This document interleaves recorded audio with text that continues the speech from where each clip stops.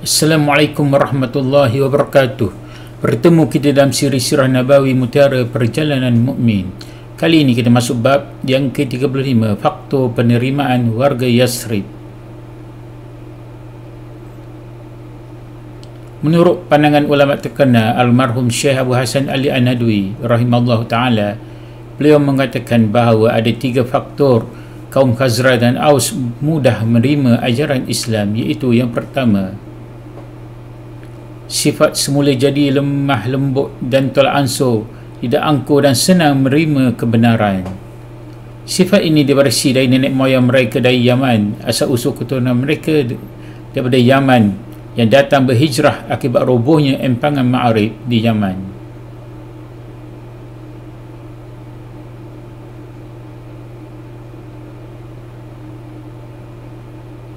Hadis tentang kelebihan orang Yaman. An Abi Hurairah radhiyallahu anhu an Nabi sallallahu alaihi wasallam, atakum ahlul Yaman hum araqu afidatan wal wa alyanu quluban, al imanu yamanin wal hikmah yamaniyah wal fakhru wal khuyala'u fi ashabil ibil was sakinatu wal waqaru fi ahli al ghanam. Daripada Abu Hurairah radhiyallahu anhu, daripada Nabi sallallahu alaihi wasallam bersabda, telah datang penduduk Yaman. Mereka adalah orang-orang yang mempunyai perasaan halus dan hatinya paling lembut. Hatinya paling lembut, keimanan dari Yaman. Hikmah ada pada orang Yaman. Angkuh dan sombong ada pada para pengembala unta. Sedangkan ketenangan dan kewibawaan ada pada para pengembala kambing. Riwayat Bukhari.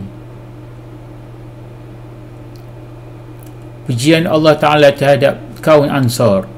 والذين تبوأوا الدار والإيمان من قبلهم يحبون من هاجر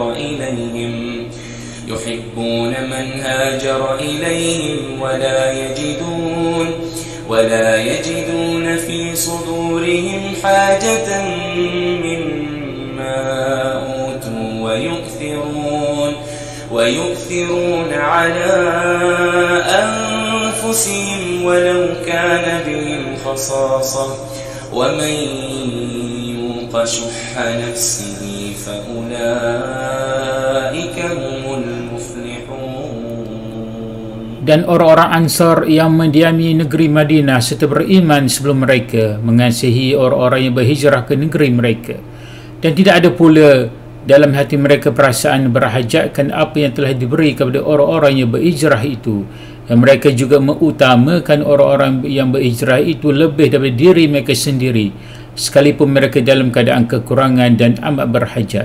Dan ingatlah, sesiapa yang menjaga serta memelihara dirinya daripada dipengaruhi oleh tabiat bakhil, maka merekalah orang-orang yang berjaya. Surah Al-Hajj ayat 9. Faktor yang kedua, Aus dan Khazraj telah kehilangan banyak tenaga dan nyawa akibat peperangan sesama mereka. Peperangan terakhir mereka ialah peperangan Bu'az. Bu'az adalah nama satu tempat di Yathrib. Peperangan ini berlaku hasil hasutan kaum Yahudi. Selama 40 hari persediaan dibuat menghadapi peperangan ini. Sungguh dahsyat dan banyak yang terkorban. Kemenangan silih berganti antara Aus dan Khazraj. Peperangan Bu'az berlaku 5 tahun sebelum Rasulullah berhijrah ke Yathrib.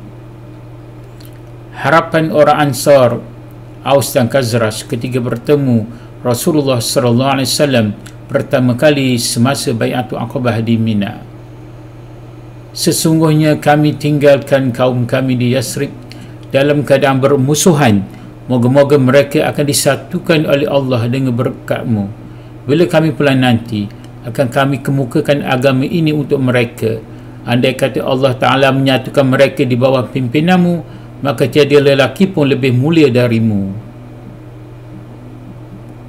Faktor yang ketiga, kaum Khazraj dan Aus mempunyai jiran terdekat, iaitu Yahudi, di mana mereka sering mendengar orang Yahudi berbicara tentang Nabi akhir zaman.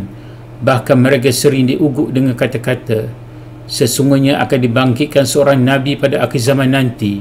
Kami akan bersama Nabi itu untuk memusnahkan kamu seperti musnahnya bangsa Ad dan Iram.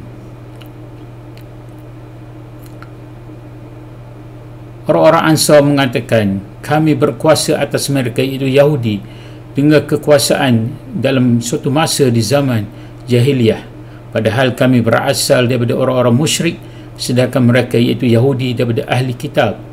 Mereka selalu mengatakan, kelak akan muncul seorang Nabi yang sekarang sudah tiba masa perutusannya, dan kami akan mengikutinya untuk memerangi kamu seperti kami memerangi kaum Ad.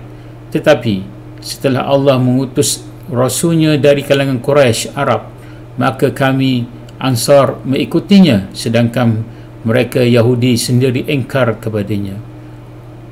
Kaum Yahudi menjawab, iaitu Salam bin Mishkun, seorang Yahudi Bani An-Nadir, dia tidak menyampaikan kepada kami sesuatu pun yang kami kenal, dan dia iaitu Muhammad bukanlah orang yang dahulu sering kami katakan kepada kamu. Maka Allah menurunkan firman-Nya sebenarnya peristiwa ini. وَلَمَّا جَاءَهُمْ كِتَابٌ مِّنْ عِندِ اللَّهِ مُصَدِّقٌ لِمَا مَعَهُمْ وَكَانُوا مِنْ قَبْلُ يَسْتَفْتِحُونَ عَلَى الَّذِينَ كَفَرُوا فَلَمَّا جَاءَهُمْ مَا عَرَفُوا كَفَرُوا بِهِ فَلَعْنَةُ اللَّهِ عَلَى الْكَافِرِينَ. Dan ketika datang kepada mereka sebuah kitab dari Allah, iaitu Al-Quran, yang mengesahkan apa yang ada pada mereka, iaitu kitab Taurat, sedang mereka sebelum itu sentiasa memohon kepada Allah kemenangan atas kaum kafir musyrik dengan kedatangan seorang Nabi pembawa kitab itu.